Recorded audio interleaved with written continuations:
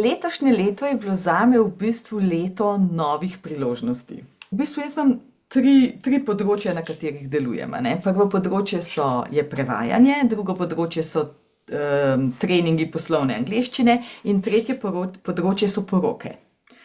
Torej, na področju porok delujem tako kot tolmačka in pa tudi vodim simbolične poročne obrede. In prav to področje se je letos, v letu 2024, najbolj razvilo. Tukaj sem v bistvu postavila spletno stran, začela še bolj aktivno delati in to je tudi tisto področje mojega dela, kjer najbolj lahko srčno delujem. Tako, to je res en tak dober moment, no. Zgodil se je pa samo zato, ker sem bila pripravljena, ker sem končno, imela dosti poguma, da sem rekla ja priložnostim, ki so prišle.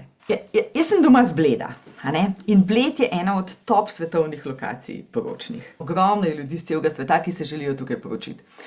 In tudi zato je mene kot anglistko potegnilo najprej v tolmačenje. Ampak potem se je pa enkrat en dogodek zgodil, ker hotela sta dva Američana narediti eno civilno poroko, potem se je pa en dan pred poroko izkazalo, da niso prišli papirji. Kar pomeni, vse je bilo rezervirano, hotel Toplice je bil rezerviran, vse je bilo, ljudje so bili tukaj, vse je že bilo, niso pa mogli, ker ni bilo papirjev, narediti uradnega obreda. In potem je ta organizatorka, ki je z mano, ki me je najela za tolmačko, rekla: "Lej, Darja, a lahko ti narediš obred kot tak, a ne? A lahko, da bojo vse nekaj imeli."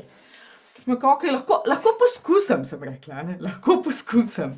In me je bilo toliko strah, res me je bilo toliko strah, da tako še zdaj se spomnim, ko so se mi noge tresle, pa kaj se jaz zdaj grem tle. No, in smo naredili en tak simboličen obred, isto izgledal kot uraden, še bolj oseben je bil, ker je bila njuna zgodba vključena. In po tistem obredu, ko so bili oni vsi tako hvaležni, pa ki je bilo to tako lepo, pa smo jokali, pa se smejali skupaj, pa vse to,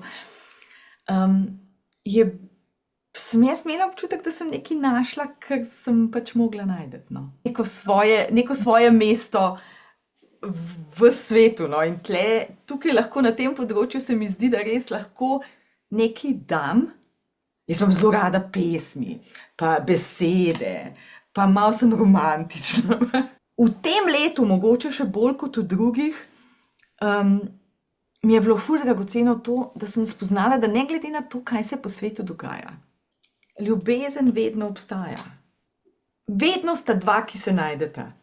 In to je tista stvar, ki pol nekako daje smisel vsemu, kar delamo in kar smo.